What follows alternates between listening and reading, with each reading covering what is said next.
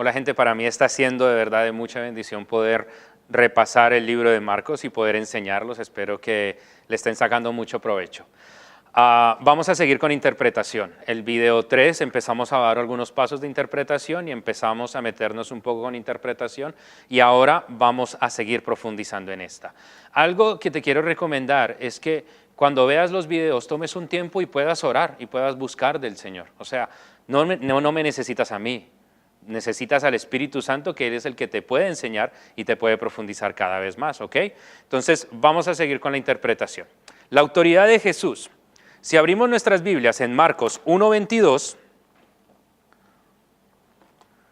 dice, y se admiraban de su doctrina porque les enseñaba como quien tiene autoridad y no como los escribas.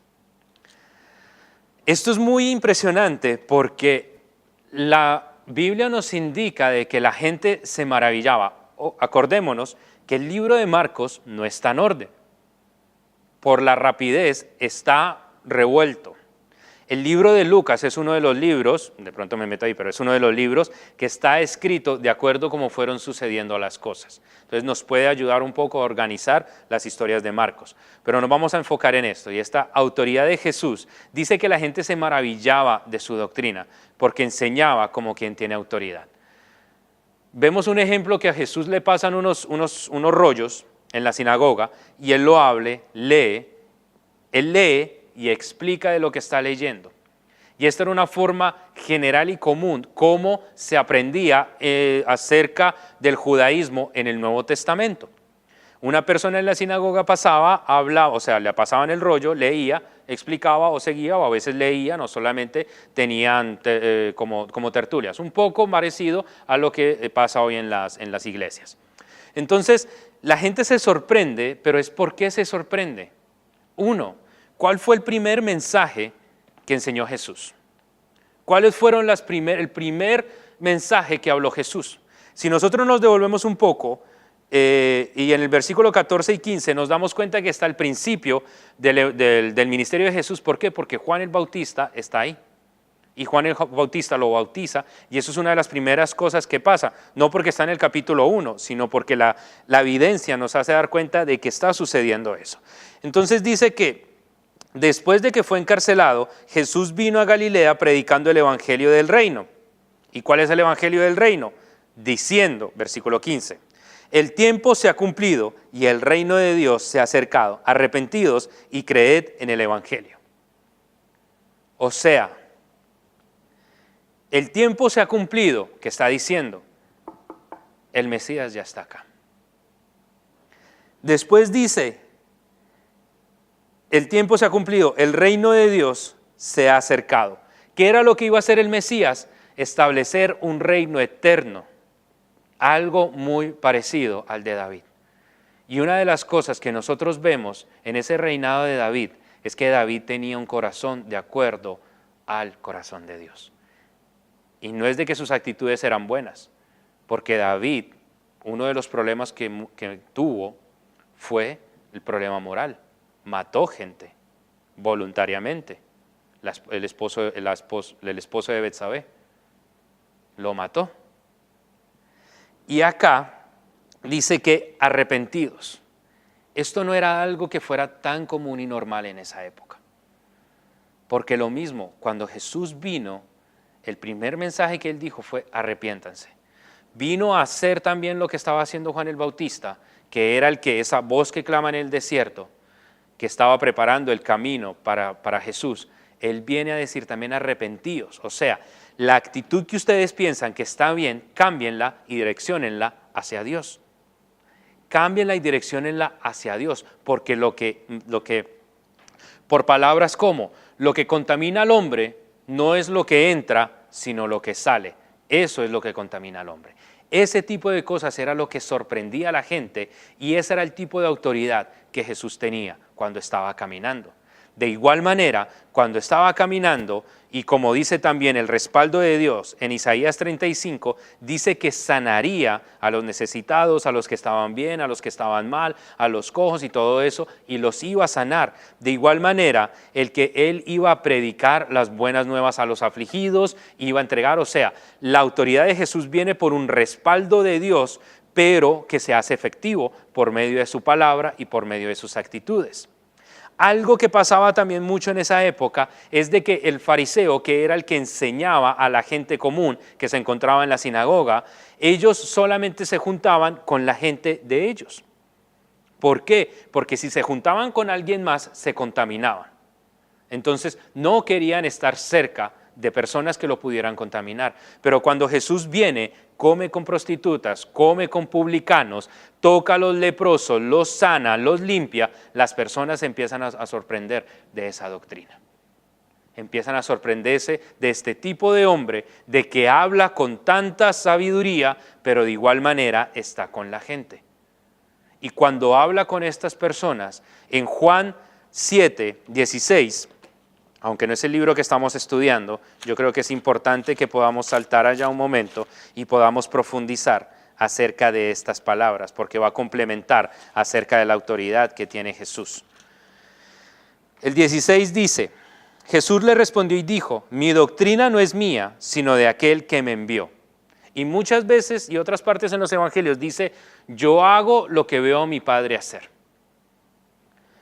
Y si vemos el contexto, para poder interpretarlo bien, vamos a ver el mismo libro de Juan, y dice, mas a la mitad de la fiesta subió al templo y enseñaba, y se maravillaban los judíos diciendo, ¿cómo sabe este letras sin haber estudiado? Se maravillaban porque al ser gente común, él podía hablar. Ya a los 12 años, la Biblia nos cuenta de que estaba hablando con eruditos en el templo y los estaba haciendo meditar y pensar, que hasta ellos mismos se sorprendían de que este niño supiera tantas cosas. ¿Por qué? Porque venía de arriba, venía del Padre, y eso era lo que él quería transmitir. O sea, Dios mismo estaba hablando con estas personas para que pudieran entender de que no era, que no solamente era cumplir una ley, sino que pudieran entender el corazón de la ley. Y esto maravilló a las personas para que se pudieran acercar cada vez más a Jesús. El que quiere hacer la voluntad de Dios, versículo 17, conocerá si la doctrina es de Dios. Si yo hablo por mi propia cuenta, el que habla por su propia cuenta, su propia gloria busca. El que busca la gloria del que le envió, este es verdadero y no hay injusticia. Y empieza a hablar acerca de la ley de Moisés, y acá es en el contexto donde los hermanos le dicen, oye, ¿y tú por qué no vas a la fiesta de los tabernáculos? Y Jesús les dice, mi tiempo no ha llegado, y también están buscando para matarme. Pero a la mitad él se escabulle en esta fiesta y empieza a hablar todas estas cosas. Y la gente se sorprende, se maravilla. ¿Por qué? Porque era una persona cercana. Era una persona que por medio de sus hechos era respaldado lo que él estaba hablando. Y además que siempre apuntaba al corazón y no solamente entrar en discusión de palabras. Entonces tengamos eso en mente cuando estamos leyendo el Evangelio de Marcos y también los Evangelios, porque nos va a ayudar a poder entender un poco mejor esta expectativa mesiánica. Y cuando lean el libro de Mateo se van a dar cuenta y les van a explicar un poco más acerca de lo que es la profundidad de esto y cómo el Antiguo Testamento se conecta con el Nuevo Testamento. También hablamos mucho acerca del sufrimiento y la persecución. En el PowerPoint ahí vamos a darnos cuenta que hay un intercambio literario. Habla del conflicto y habla lo que hizo con los discípulos. Y el libro está enfocado de esta manera. Un ejemplo, del 2.1 al 3.6 habla acerca de lo que está pasando en un conflicto, pero del 3.7 al 3.19 se enfoca en los discípulos para poderle enseñar otras cosas. En el 3.20 vuelve a cambiar un conflicto hasta el 35. Y en el capítulo 4, del 1 al 34, empieza a hablar otra vez con los discípulos. Y vamos viendo esta variación de que está haciendo. Y vamos a darnos cuenta también, viendo versículo por versículo, cómo este libro está enfocado también a poder hablar y traer ayuda en persecución. Si vemos en el 1.14, dice, después de que Juan fue encarcelado, nos vamos a dar cuenta que los destinatarios se pueden identificar porque muchos de sus familiares habían estado en la cárcel. Y vino a predicar, o sea, hay un problema, una persecución, pero también está mostrando cuál debe ser nuestra respuesta. ¿Qué es lo que tenemos que hacer? Y dice que él vino a predicar. Si saltamos al 3.6, salidos los fariseos, tomaron consejo con los herodianos contra él para destruirle. ¿Contra quién? Contra Jesús. para que lo pudieran matar y lo pudieran destruir. De igual manera, el 6:14, oyó el rey Herodes la fama de Jesús porque su nombre se había hecho notorio y dijo: el Juan el Bautista ha resucitado de los muertos y por eso actúa en él en estos poderes. Entonces nos damos cuenta que no solamente habla de la persecución en sí, pero también acerca de lo que podemos hacer con esta persecución y lo que Dios puede hacer en medio de esta persecución también. En el 8:15, saltándonos un poco más para aprovechar el tiempo, pero acuérdense que en el PowerPoint están los versículos, y él les mandó diciendo: mirad, guardaos de la levadura de los fariseos y la levadura de los Herodes, discutiendo entre sí diciendo: ¿por qué no trajimos pan? Pero la idea es de que tenemos que cuidarnos de que las cosas cuando se están levantando, que no dejarnos confundir tan fácilmente. El 9:41, y cualquiera que nos diera un vaso de agua en mi nombre, porque soy de Cristo, de cierto os digo que no perderá su recompensa. Si leemos desde el 39, Jesús les dijo: no les prohibáis, porque ninguno hay que haga milagro en mi nombre, que luego pueda decir mal de mí, porque es el que no es contra nosotros, por nosotros es. Y cualquiera, y ahí viene el versículo. ¿Cuál es el contexto? De que los discípulos vienen y dicen: hay gente que está expulsando demonios en tu nombre y haciendo maravillas en tu nombre, o sea, echando demonios. Y le dice: ya, pero el que no es en contra de nosotros, conmigo es. Están dándole la gloria a Jesús y todo eso, pero los discípulos no, solamente es de nosotros. Y les dice: mira, si ustedes no se enfoquen en esas cosas, no pierdan el tiempo con eso, el que no es en contra de nosotros, con nosotros es. O sea, el que no está directamente tocándonos, nos está ayudando de una forma indirecta. ¿Y qué es lo que tenemos que hacer? Poder ofrecer servicio, poder ayudar a este tipo de personas que también, digamos, no nos llevamos bien, pero también están ayudando. Vamos al 10, 29, 30. Respondió Jesús y dijo: de cierto os digo que no hay ninguno que haya dejado casa, o hermanos, o hermanas, o padre, o madre, o mujer, o hijos, o tierras, por causa de mí del evangelio, que no reciba 100 veces más ahora en este tiempo, casas, hermanos, hermanas, madres, hijos y tierras, con persecuciones, dice, con persecuciones, en el siglo venidero, y en el siglo venidero la vida eterna. O sea, y que pongámonos en esta gente, están perdiendo todo. Y acá hay una palabra que dice: si tú perdiste todo por no negar a Jesús y no hacer el culto al emperador, tranquilo, que todo eso se te va a devolver. Todo eso lo vas a volver a tener. Y si no lo tienes acá, acuérdate que tienes vida eterna. Entonces esto va a ayudar a las personas a que puedan pasar por el sufrimiento y por la persecución. ¿Cómo nosotros podemos colocarlo esto en nuestra vida? Muchas veces no vamos a compararnos con la gente que está sufriendo cosas muchísimo mayores, que los están matando, pero también nosotros sufrimos de diferentes maneras. No sé cómo es el relacionamiento en tu casa, no sé si tu madre o tu padre creen en el Evangelio, pero dentro del libro de Marcos nos va a ayudar a entender de que Dios también está ahí con nosotros, que nos está ayudando, que nos está rescatando, que nos está ayudando a poder llegar a más. De igual manera, está colocando esa esperanza de que, aunque nos tratan mal, podemos hacer el bien. O sea, el mundo me enseña mal por mal. El Evangelio me enseña mal, yo respondo bien. Porque ese es el Evangelio que vino a traer Jesús. Y en todo este problema nos trae esperanza para poder seguir adelante. Algo, ya para entrar a otra parte de la interpretación, es el final corto y el final largo del libro de Marcos. Si vamos al último capítulo de Marcos, el final corto vendría a ser hasta el versículo 8. ¿Qué quiere decir esto?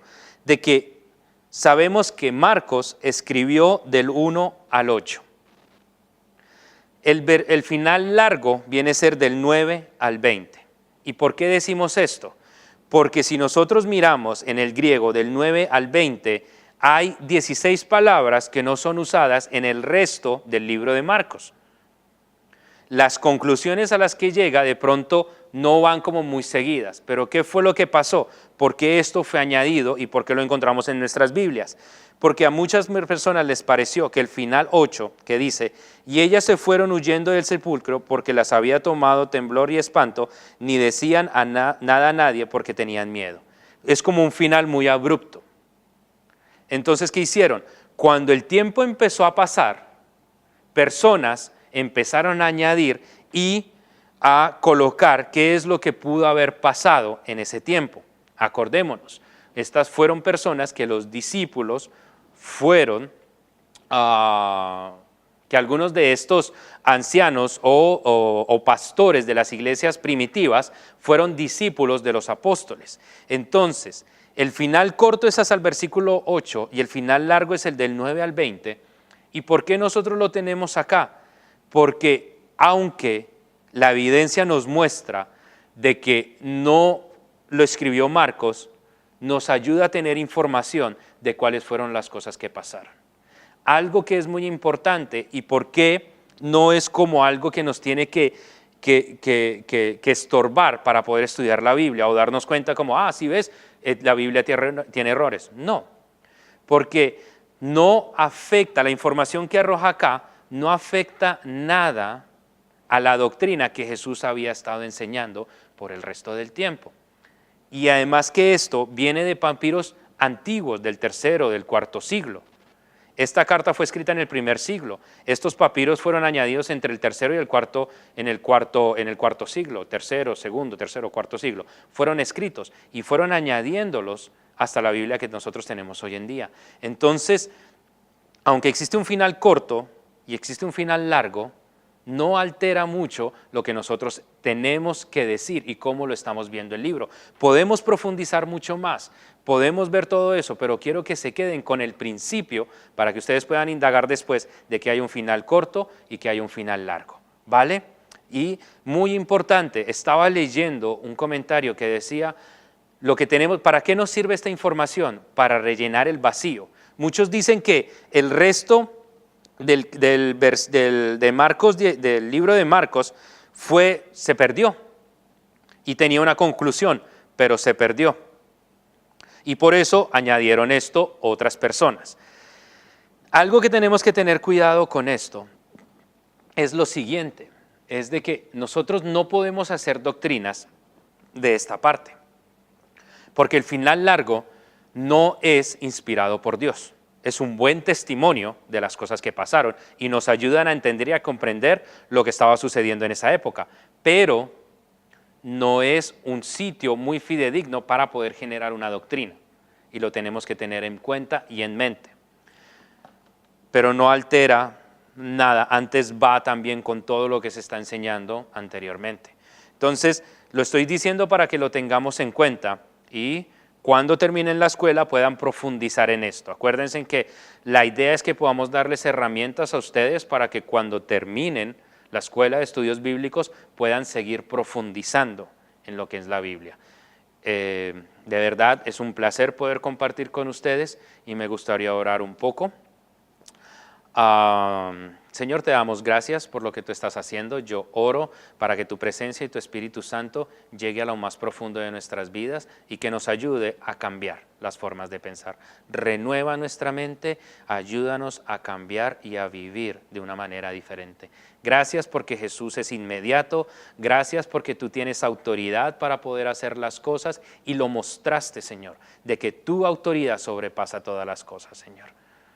Ayúdanos a poder alcanzar esa autoridad que tú mostraste cuando estabas caminando acá en la tierra, Señor. Ayúdame a que poder ver las expectativas se encuentren bien centradas donde deben estar centradas, donde deben estar enfocadas. Ayúdame también a darme cuenta y que nos podamos dar cuenta, Señor, que aunque tenemos sufrimiento, aunque las cosas de pronto alrededor de nosotros no están pasando muy bien, tú te encuentras ahí, Señor, en medio de eso y has entregado palabra para que sea como un refresco, un ánimo a mi vida.